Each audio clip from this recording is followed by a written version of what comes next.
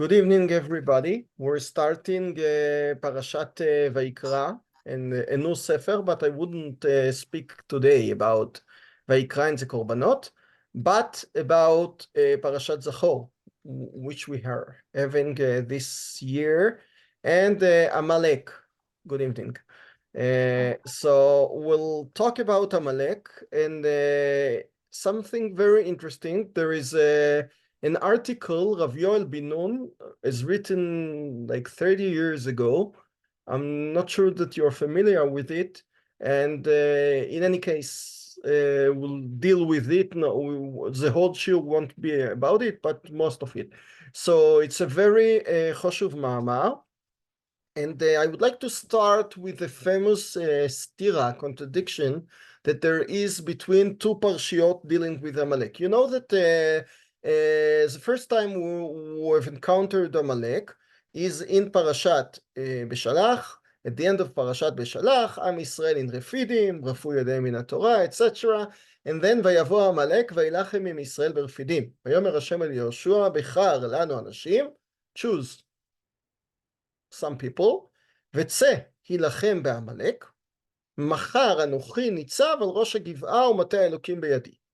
And then we have the story of Amalek and ידי משה כבדים, good evening, ויקחו אבן וישבו תחתיה, etc. and Moshe takes Hur and Aaron and the story of Amalek, and then הקדוש ברוך הוא tells לדורות, כתוב זאת זיכרון בספר ושים באוזני יהושע, כי עמכו אמחה את זכר עמלק מתחת השמיים. So who is the one to be moiche זכר עמלק? Me, הקדוש ברוך הוא, right? כי עמכו אמחה, I will do it. But when you come to Kiteitzeh, to the maftir of Kiteitzeh, it's interesting, both of the parshiot are in the maftir, so that we'll read on Shabbat. We'll read from Parashat Zachor at the end of Sefer Dvorim, Oev Kiteitzeh, and then HaKadosh Baruch Hu says, זכור את אשר עשה לך עמלק בדרך בצאתכם ממצרים, אשר קריך בדרך, ויזנב בך כל הנחשלים אחריך, ואתה יגיע ולא ירא אלוקים, והיה בהניח השם אלוקיך לך מכל אויביך מסביב, תמחה את זכר עמלק מתחת השמיים, לא תשכח. So who is the eraser? Or I don't know, exterminator? You, Am Yisrael, not HaKadosh Baruch Hu. So is it a mitzvah that is on the Klal Yisrael, Timche et Zecher Amalek, as we read every year, or it's a mitzvah on the burden of HaKadosh Baruch Hu, on the shoulders of HaKadosh Baruch Hu? He'll do it, okay? So there are three answers just on its surface. The Zohar HaKadosh says that it's a double, that Amalek is such a big issue that it's not only down earth, but upstairs as well, in earth, in heaven as well. And HaKadosh Baruch Hu has to be moichit, and we have a mitzvah to be mochei zecher Amalek. So it's two together, yes, Parashat Beshalach with Parashat Kiteitzeh. We have a mitzvah, and HaKadosh Baruch Hu has his own promise to do it. That's a Zohar's HaKodesh attitude. Another Midrash Psikta de Rav Kahana, says that basically we have to do it. And that's why it's written in Parashat Kiteitzeh, you have to do it. But, Timche et Zecher Amalek. But if Amalek is too arrogant, is too impudent, he doesn't have any limits, and he's sholeach yado ba'ikar, meaning to say that he doesn't fight just Am Yisrael, he fights HaKadosh Baruch Hu himself. Therefore, HaKadosh Baruch Hu needs to put his extra hand, to put his extra extermination. And it's not only our goal to be moiche zecher Amalek, but then HaKadosh Baruch Hu gets into the issue and decides to help us, and he is emche zecher Amalek. So according to the Psikta, when Amalek goes too far and pashat yado ba'ikar, as it's written, so meaning that he is overwhelmed till he fights with the Kadosh Baruch Hu himself. Then the Kadosh Baruch Hu promises to be Mochei Zachor Amalek. A third explanation is found in another midrash, and the midrash says totally the opposite, because the Psikta said that when does the Kadosh Baruch Hu use his power? When Amalek is too strong, Amalek is too impudent. But and then we need what HaKadosh Baruch Hu says in Parashat Beshalach, Emche et Zachor Amalek. It's not enough to Emche et Zachor Amalek. But the Midrash says that basically you have to do it. Am Yisrael have to do it. But if Am Yisrael is not strong enough or doesn't do what he should do, so Amalek shouldn't live silently, serenely, and calmly, and think that Am Yisrael doesn't do his own part, because HaKadosh Baruch Hu says that even though that you don't do it, I'll do it. So be sure that Amalek is exterminated. Okay, so according to the Psikta, when Amalek is too impudent, then HaKadosh Baruch Hu interferes, interrupts, and decides to do himself, not to trust on us, to count on us. According to the other midrash, when we don't do our share, then HaKadosh Baruch Hu does it. And with this pticha, okay, I want to do the famous question that we have based, as I said, on the ma'amar of Rabbi Yoel bin Nun. And now I want to go to the haftarah of this week. You know that that's the only haftarah that we might read twice, not this year, but every year we read this haftarah of Shmuel Aleph פרק ט"ו, פקדתי את אשר עשה עמלק לישראל, and if Rosh Hashanah, if Purim is Purim HaMeshulash is on Shabbat, not Rosh Hashanah, Purim was on Shabbat, Purim HaMeshulash, then we read twice. Then Shabbat Zachor is Shabbat before Purim, and on Shabbat of Purim, we do read again the same haftarah. So sometimes in Yerushalayim, it happens that we read this haftarah twice, 2 weeks in a row. This year, just once. Okay. ויאמר שמואל אל שאול, אותי שלח השם למשוחך למלך. Everybody is familiar with this chapter in Shmuel. HaKadosh Baruch Hu sends Shaul by ordering Shmuel to tell him that you have to, פקדתי את אשר עשה עמלק לישראל. I have remembered and known, recalled what he had done, אשר שם לו בדרך בעלתו במצרים. And now, לך והכית את עמלק, וחרמתם את כל אשר לו, ולא תחמול עליו, והמתה מאיש עד אישה, מעולל עד יונק, מישור ועד שא, מגמל ועד חמו. So here in this pasuk, we do find a real full extermination of the Amalekian nation, and we see that Shaul doesn't listen. Okay, Shaul at the beginning, he gathers his machane, his army, and then he tells the Keni tribe, leave Amalek because I would like to make a war with Amalek. And Vayach Shaul et Amalek, מחבילה פועחה שור אשר על פני מצרים, ויתפוס את אגג מלך עמלק חי. A very weird thing. I would like to discuss it not now, but maybe on Shabbat. Why did he do that? Why did he take pity on Agag? It's not clear.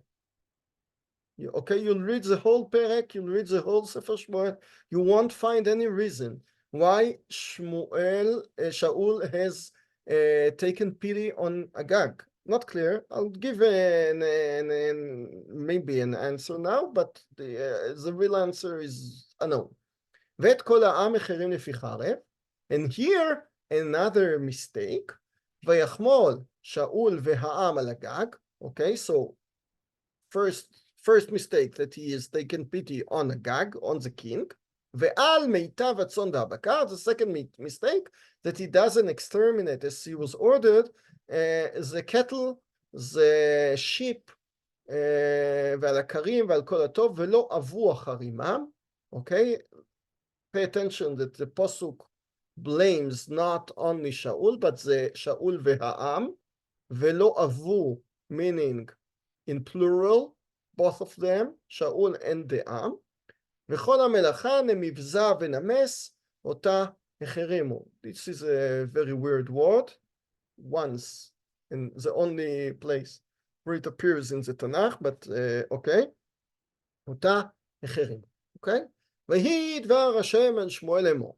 Just for people who are not familiar with Sefer Shmuel, that's the second time Shaul has a problem, doesn't listen to what HaKadosh Baruch Hu told him.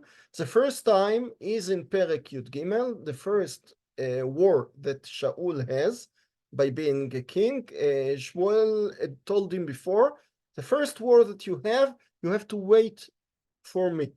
And till a week, you don't do anything, you wait for me. And Shaul waits, and the seventh day, very similar to Chet HaEgel, he doesn't have time to wait the whole day, and he listens to the nation, and Shmuel comes and he's very angry at him.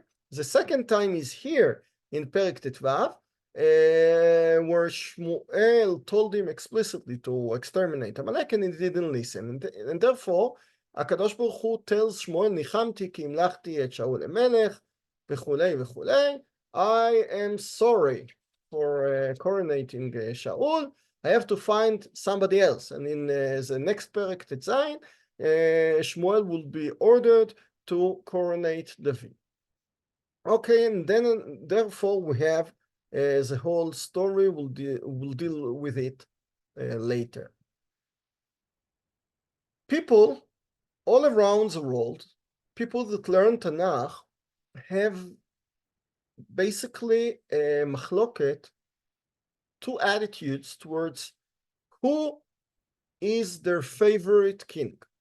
I'm not talking, we've talked about Shlomo Amalek several times, so now leave him, maybe he is your favorite, but just compare the two people, David HaMelech and Shaul HaMelech, the one that you know that was born to be a king, David HaMelech, because he came from Shevet Yehuda, and the one that had a mistake from birth, because he was born to the not to the right tribe. He was born to Binyamin, Shaul HaMelech. And the question is whether Shaul really had a real chance to be a king, because it seems to be that HaKadosh Baruch Hu just, as we say in Hebrew, mechake lo bapina, okay, waits in the corner to catch him. And two times HaKadosh Baruch Hu just wants to show that a king from non-Yehuda shouldn't be a king, okay? And the Gemara in Yoma asks explicitly why Shaul, one time he sinned and HaKadosh Baruch Hu didn't care. Okay, the Gemara said once, I said twice, okay? That's another issue. And David sinned twice, at least we can find many sins that David made, and even though HaKadosh Baruch Hu forgave him. So, basically, there is a machloket between people about the question, who is better, Shaul or David? A lot of people, basically from Bible criticism attitude, they think that Shaul figure is very tragic. And HaKadosh Baruch Hu, or Shmuel, made something not nice to him. And basically, he was ordered to do something very immoral, to exterminate a nation. And what he did was good. He didn't listen. It's like, you know, now we have the story of Pkuda lo chukit. Yes, you know, in the army, if they tell you, send you to kill a family or to kill so there is a question of an order that you shouldn't obey to, and it was historically in Milchemet HaShichrur in 48, there was a story of Givat Shaul or Harnof, Dir Yassin, and the Arabs said, they were probably right, that when Tzahal, the IDF, came to expel them, so they killed innocent people, and there was a big story about it with Natan Alterman, and he wrote a very impressive poem about it. And Bekitzer, a lot of people think that Shaul is a tragic figure, and he's very humanist. He didn't want to kill others. And to tell you the truth, it's not just from Bible criticism people, but Chazal said it in one place, because in many places Chazal said that Shaul HaMelech sinned. But in one place, in Yom HaKafbet, the same place where we just discussed a few minutes ago, where the Gemara asked about the comparison between Shaul and David, the Gemara says that according to one Shita, the problem of Shaul, you know what the problem is? That he was too nice, that he didn't have any problem. That was his problem.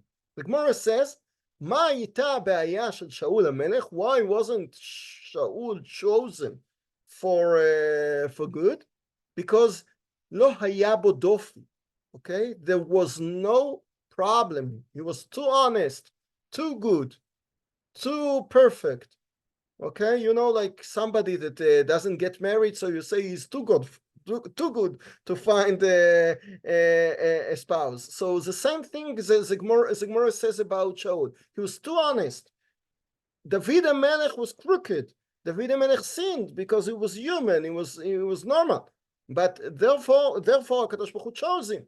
Shaul was too good. He didn't do any sin, and therefore HaKadosh Baruch Hu didn't want him. And the Gemara says that לא ממנים אדם על הציבור.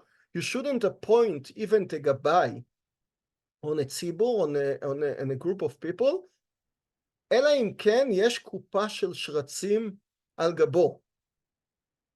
Just if he has a box full with, I don't know, mosquitoes, I don't know how to say it, on his back, okay? Meaning to say he has a lot of frogs on his shoulders. It's like an Israeli politician that he was in court 5 times, and he has a lot of affairs, and you should speak about him. But if he's just normal and innocent people, a person, he would be PM 2 years and nobody would listen about him because he doesn't interest the media, he doesn't have anything to talk with, and therefore you shouldn't appoint him.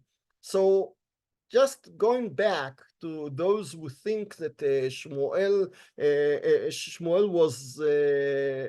was guilty and not Shaul, because Shaul didn't obey to a bad order, so we can find this gisha, this attitude in Chazal. Chazal said, according to this Yom HaKafbet, that Shaul wasn't chosen because he was too good. But now I would like to show you the opposite. And most of Chazal followers, the Ma'aminim followers, they think that what Shmuel had told Shaul was right, because HaKadosh Baruch Hu had said it, obviously, and therefore Shaul didn't listen. How can I know that? Because if you just think that Shaul was humanist and he was a good person and he couldn't hurt any Amalekian king, or at least women or babies or cattle or animals, so you have to remember some facts about Shaul. You remember that in Perek Avchet, when Shaul would go to find Baalat Ha'ov, because HaKadosh Baruch Hu doesn't talk to him, and he wants to know what his fate would be in the last war in the Gilboa. So the Pasuk says that it was very difficult to find the Baalat Ha'ov because Shaul has made the Melacha very well. He exterminated all the Avot Veidonim. So he knew how to do it. He wasn't humanist by then. He was fulfilling exactly what HaKadosh Baruch Hu told him, okay? But he killed each and every witch and every magician and every whatever wizard, Oved Avodah Zarah, okay, that he should do. Again, Shaul almost killed few times David, his son-in-law. He hated him, he had the Ruach Ra'ah, and therefore he almost shot him several times till David had to escape. It's all famous in Sefer Shmuel. Let's go on. Shaul almost killed his own son, Yonatan, in Perek Yud Gimel Yud Dalet, the first word that I had mentioned before, that was with Plishtim. Yonatan doesn't listen to the oath, the shvuah of his father, because he doesn't know. His father says that if somebody eats till the night, I'll kill him, because he wants everybody to be just concentrated in the war. And Yonatan came with his servant. He killed the officer of Plishtim, and he wasn't there, so he didn't know, and he ate from the honey in the forest. And at the end of the Perek, Shaul says, tell me, who ate from the honey? If it's my son, I would kill him. And he was about to kill him. He was straight. He was honest, as I said. He was a very big yeke. He doesn't know chokhmot from right and left. And he said, yes, I would kill my son. And Am Yisrael had mamash to convince him not to do it. So he knew very well to exterminate even his own family. Later, the Givonim, you remember that after Shaul dies, at the end of Sefer Shmuel Bet, there is a problem with the Givonim. And the Givonim, Yoshua promised them not to kill them, and it turns out that Shaul had killed several Givonim, and David is asked to take 7 of the descendants of Shaul and kill them. A very tragic story. So Shaul wasn't humanist. If I'm not saying anything bad about him. He just obeyed HaKadosh Baruch Hu. But here, he didn't obey HaKadosh Baruch Hu. And that was probably the base of Chazal when they said that Shaul was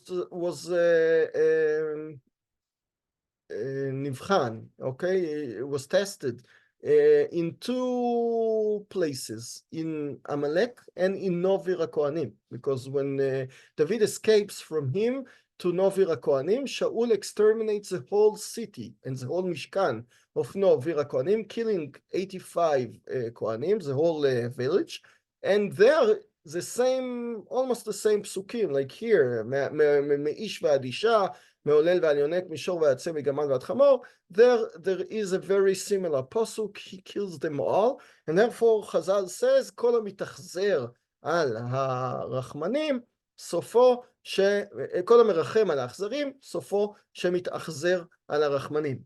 That Shaul sinned here, and therefore he sinned there. Okay, but so now we have 2 attitudes, and we can understand Chazal when they said that Shaul was a bad person here, and David was better than him. And we just mentioned the biblical, the Bible criticism attitude that say that Shaul was a good person and David was less, and Shaul was a tragic person. Just now, with this introduction, Let's go to the pasuk itself, and with the problem that the learners of Tanakh have, that they sometimes relate just to the chapters that they're reading. They don't relate to the whole sefer, or to the whole, they don't see the macro. We are all told from the kindergarten that Shaul made a very big sin. Why? Because the Kadosh Baruch Hu told him to exterminate Amalek entirely, מאיש עד אישה, מעולל ועד יונק, מישור ועד צא, מגמל ועד חמור, and basically we have the impression that if you see an Amalekite, you should exterminate him, okay? And you know that the famous Rambam, the Rambam says that Rambam in several places, when he talks about Shiv'a Amamin, when he talks about the 7 nations that Am Yisrael has to exterminate entering Eretz Israel, so the Rambam said there is a mitzvah to exterminate Shiv'a Amamin, and the Rambam adds at the end, Uchvar Avad Zichram. They no longer exist. So you shouldn't find any Yevusi or any Chivi or any Girgashi, because Sancheriv came and, you know, he was like Stalin. He changed population from one place to another, and now everything is mixed, okay? The Egyptians in Cairo are not the real Egyptians, are not the descendants of Paro, and therefore you shouldn't kill Shiva Amamin, because you won't find the real original Girgashi or Chivi. But when talking about Amalek, the Rambam mentions mitzvah להרוג את Amalek, etc., etc., and the Rambam doesn't say v'chvar avad zichro. The Rambam doesn't say that this nation no longer exists. Therefore, it's based the interpretation of Rav Soloveitchik, others that say that Amalek is still alive. And I think that I've mentioned it last year by learning around Purim, that according to the Rambam, Amalek lichora exists, and it's Nazis or any nation that hates Am Yisrael entirely. And I think that this year we don't need to explain, because we've met such a thing on October 7th. Okay, but again, we think that Amalek should be totally exterminated. Okay, totally exterminated, and the only one who didn't listen was Shaul HaMelech. However, if you see all the Tanakh from Perek Tetzayin to Perek Lamed Aleph, and we don't have much time, so I'll just talk Bekitzur, you'll see very weird things, because let's say here, on Perek Kaftet, you remember that the war of Plishtim is about, okay? And then David is in the diaspora, he's by Achish Melech Gat, and he wants to fight with Achish, and they kick him out, they tell him, don't be in the army. And then in Perek Lamed, in Perek Lamed, we have David comes to Ziklag, the place where he dwelt, and he sees that Amaleki pashtu al Negev el Ziklag, vayaku et Ziklag vayisrefu ota ba'esh. He finds out that Amalek was there before, and vayishbu et anashim, they took hostages, they didn't kill anybody, but they took them all, and they burned the whole city. And David, everybody cries, and David comes and makes a chase after them. And listen what he did. He finds them all. Velo nimlat mehem ish. Okay, David kills them all. Okay, very nice. Ki im 400 ish na'ar asher רכבו על הגמלים וינוסו. So I can understand that David made a mistake and couldn't find them, couldn't catch them. But it doesn't seem that nobody was interested in killing every one of them. What about the women? Did he kill women? I don't know. It's not explicitly written, okay?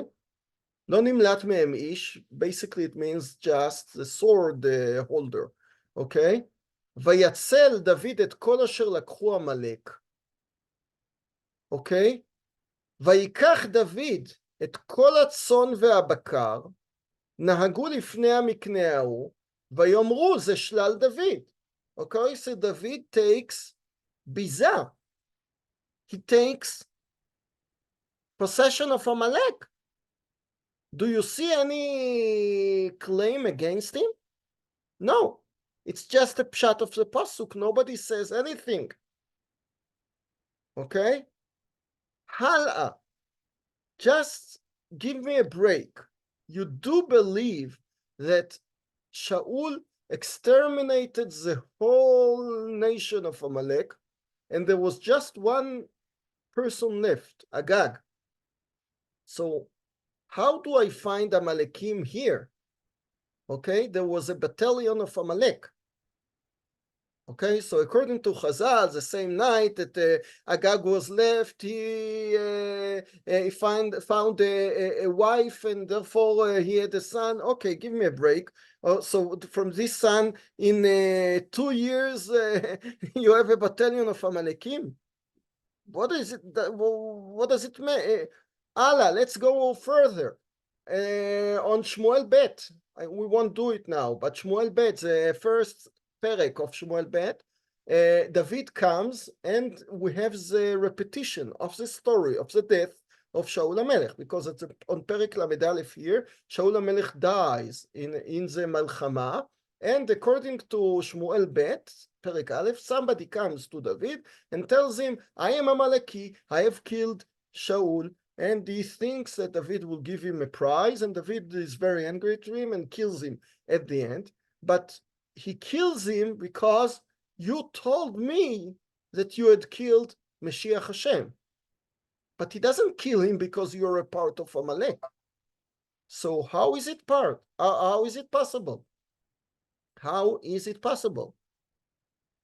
Is it an extermination of a nation that we all should do, but so the same fate, Chal, okay, exists either by Shaul or by David. So if it exists by Shaul, so you would expect David to kill all the Amalekim in the world. I would expect not to find any Amaleki here in this perek, and I find a lot. And now you cannot tell me, like Chazal said, that all the Amalekim that was in a man's time, they were born from Agag. That's very nice. But here, you shouldn't say that. It's the same era. It's the same 10 years. It's the same 5 years. It's the same 2 years. What are you talking about? So, you tell me, okay, I know where they came from. They were all animals that they became animals, and because Shaul was taking pity on the animals, they went back to be human beings, as Chazal said, and therefore they were all the soldiers of Amalek. Doesn't make any sense. And can I make some comments, please? Yeah, sure. When it says Milchemet Hashem ba'Amalek midor dor, it doesn't say Me Amalekim. It says Me Amalek. That means usually means that in the process of war. And why are we picking on Shaul and David? What happened with Yeshua? Vayachalosh. Only Vayachalosh. That's all. Why did we not say anything about that? If you understand Vayachalosh, that he just weakened, he did. No, it's a free translation. I'm not sure that that's we have to see. I don't remember what. Well, he didn't succeed, and he didn't wipe them out. That's for sure. That's for sure. Okay, so you're right. Yeah, basically with the totza'ah, with the outcome, you're right. It's the same question. And Hashem says Milchemes Hashem b'Amalek midor dor, which means the Torah is expecting Amalek to exist always. Is expecting it to happen. Okay, by this I might say that if you neglect in destroying, exterminating Amalek, so Hakadosh Baruch Hu, even it's a lot of generations afterwards, Hakadosh Baruch Hu promises not to forget. I can say such a thing, Hashem but said that's his basically war. you're right. You're right. Hashem said it's his war. Pardon? It's Hashem's war, not our war. Okay. So as I started, Fundamentally, because Amalek is the denial of Hashem. okay. That's why it's their battle. Okay, that's another thing Okay. I would like. I don't want to go into it, Okay, but בסדר. let's starting with what we have started, the contradiction between Beshalach and Kityetzeh. In one place it's Hashem's war and our war. So you're right that it might seem or it might sound that if HaKadosh Baruch Hu makes a milchama with Amalek, so Amalek should leave, okay? And I'll take everything you have said. And with Yoshua doesn't succeed in destroying Amalek. And I don't see any criticism against him or against Moshe that was the Ramatkal. So yeah. And let's go on till the Megillah, because at the end of the Megillah, we kill, in Yud Gimel and Yud Daled Adar, we killed 75,000 of Amalekim. And how so many Amalekim were in the world, and it's clear that there weren't the whole Amalekim in all over. And again, we don't see that there was a mitzvah or even an issue to kill all the Amalekim around. We see that a man was against us, so we kill him, his family, we kill his friends, okay? But you don't see or hear the sound of destroying, exterminating the whole Amalekim, the total war. Okay, so what Rav Yoel Ben Nun wants to say, and it's mamash pshat Tanakh, because otherwise you cannot say anything, that HaKadosh Baruch Hu, based on what you said just now, HaKadosh Baruch Hu doesn't send Shaul to kill all Amalek. He didn't send Yoshua to kill all Amalek. He didn't send Mordechai and Esther to kill all Amalek. You might say that it's his war. You might say that it's our war. In any case, never we found to exterminate all Amalek. We do find it maybe in the psukim of Milchama LaHashem ba'Amalek or Timche et Zecher Amalek, but we don't find in all the examples in the Tanakh that you have a total war with Amalek. We find that HaKadosh Baruch Hu tells Shaul to kill Amalek in a very, very, very narrow place. Where? Okay? ויאמר שאול, ויך שאול את עמלק, מחבילה בואכה שור. Where is it? It's עוטף עזה. Okay? Negev. But it's not the place where all Amalek was. Okay? Amalek was all over. It was tribes that dwelt and moved like Bedouin from one place to another, and it's just one place. And you must say that HaKadosh Baruch Hu wants to exterminate Amalek just when Amalek makes a kingdom. HaKadosh Baruch Hu doesn't care if there are Amalekites in the world. Okay, I'm not sure. Maybe he cares, but he doesn't tell you to exterminate all the Amalekites in the world. HaKadosh Baruch Hu just in one place in the history here, when Amalekim went to organize a kingdom, to organize a malchut, to organize some things and fight with Am Yisrael. Therefore, HaKadosh Baruch Hu sent Shaul not to kill all of them, to kill just the making of a kingdom, because as you can say, Amalek contradicts HaKadosh Baruch Hu, and if they have their own malchut, so it's against the malchut of Am Yisrael, against the malchut of HaKadosh Baruch Hu, whatever you want to say. But HaKadosh Baruch Hu just sent Shaul to a very narrow and limited war, not to kill everybody, not to kill all the Amalekim, and therefore you have a lot of people left for all the wars, and that's why David when he makes his wars, nobody tells him it's not good or you touch the rechush. Okay, but okay, and the Amalekim, what they did just in this period of time, they wanted to make, like, as I said, like Shvatim Beduim, they make pshitot, we called it. They come from one place and they come to a village and catch him or take hostages, like exactly what Palestinians do now. Okay, they don't want to conquer Medinat Israel because they couldn't do that, but they can conquer Be'eri or a village, take hostages, etc. And that's exactly what they did in Siklag. Okay, but the big story was that they expected the war between Plishtim and Shaul to weaken Shaul, that Shaul would be focusing on the war between him, Am Israel, and the Palestinians in Gilboa. And therefore, in the meantime, they have Am Israel would be weak because the Oref, the periphery, the Ziklag, the Negev would be left because it's far away, and therefore they would take and conquer some villages of Am Israel. That's what they did. It's always not a big war. It's just a tribe against several villages. But what happened?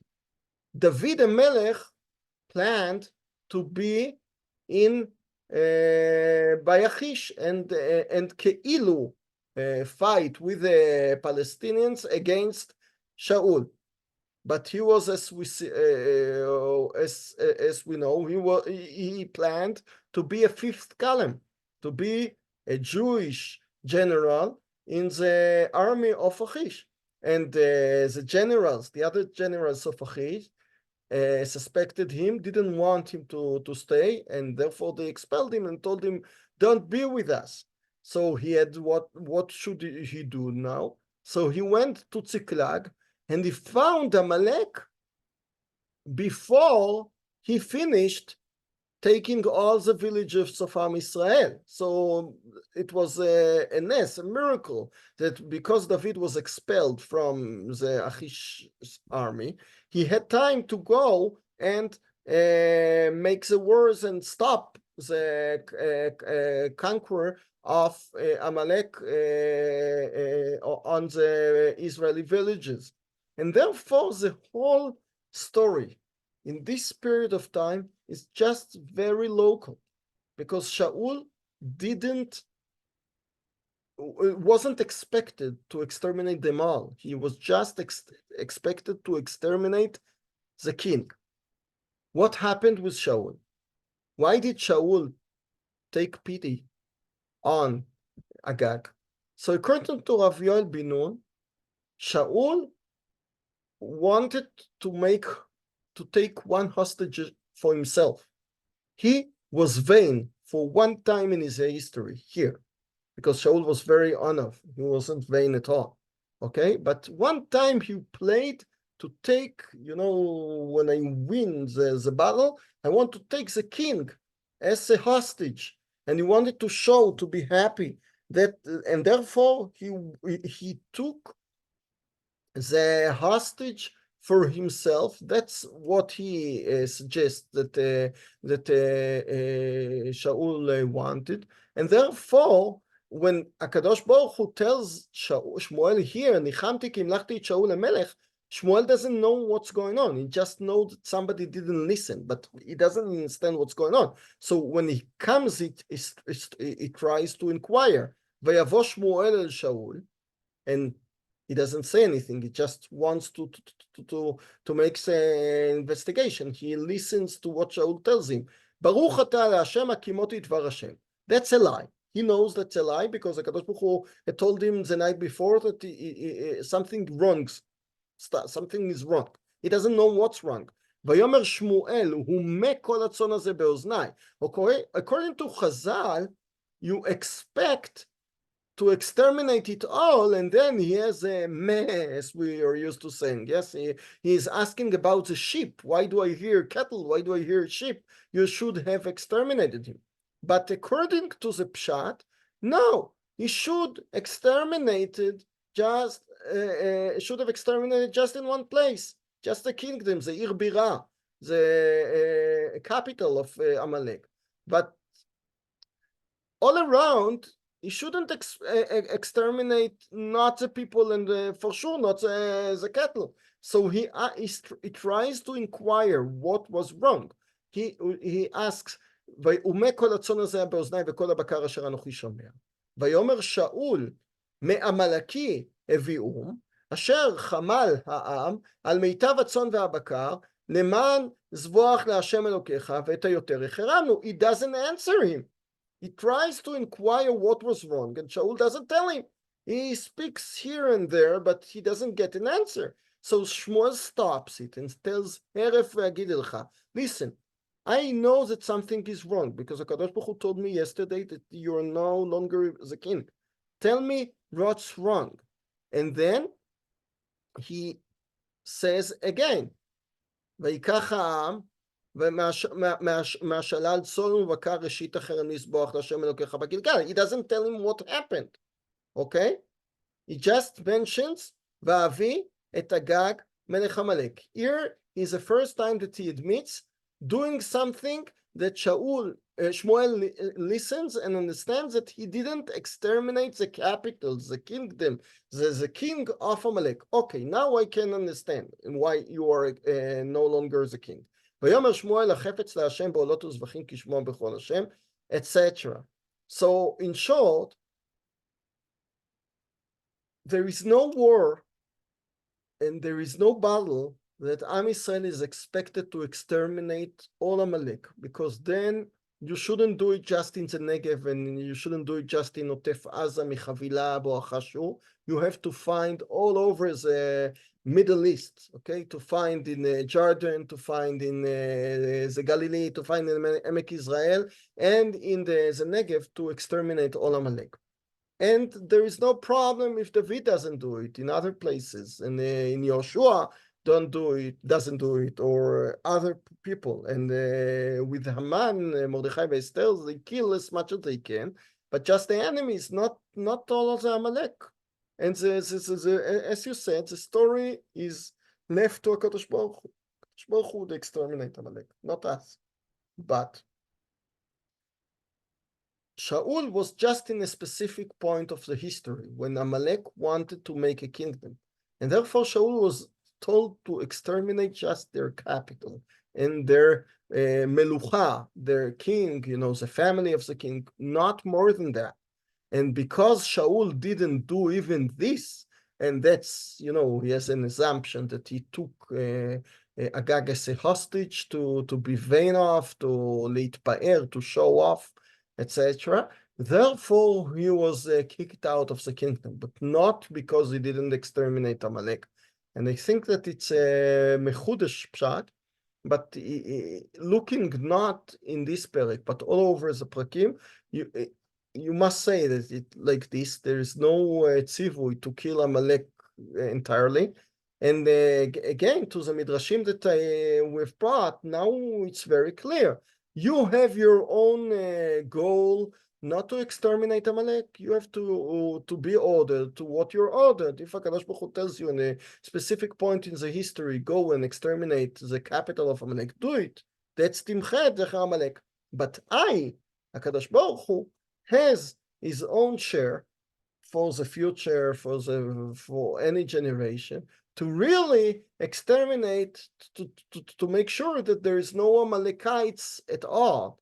But we are, as human beings, we never were ordered to do that. And that explains, that takes the whole humanian problem on the morality out of this order, because there was no such an order. HaKadosh Baruch Hu just told us very, very narrow order in a very short time in the history. And basically, you shouldn't do the whole thing. Nobody tells you to do. If you have an enemy, obviously kill him. הבא להורגך, השכם להורגו, but it's not a story of Amalek. You don't have to look for any Amalekite and kill him. הקדוש ברוך הוא would do that. And therefore, we might understand the whole story, why we find Amalek so many times in the Tanakh, why we don't find any Isur or any expectance of entirely destroying him from other people other than Shaul. That's it for now. Thank you. I heard someone say that Shaul's only sin was not listening to the Navi Shmuel. Shaul was only, pardon? Shaul was? Shaul's sin here was that he should have listened to the Navi. Shmuel gives him an order from Hashem, and you're supposed to listen to the Navi, and Shaul doesn't listen to the Navi. No, that was his sin. That's for sure that he didn't listen for the Navi. But what I wanted to say is that he didn't listen just in very narrow thing. Basically, when he took pity on Agag, that was the main problem. That's a pshat. I mean, it's not a chiddush, what they say, but not that he was expected to exterminate them all. That's what Rav Yoel Ben says. Okay. Shkoyach. Shkoyach. לילה טוב. לילה טוב, תודה. לילה טוב. תודה רבה.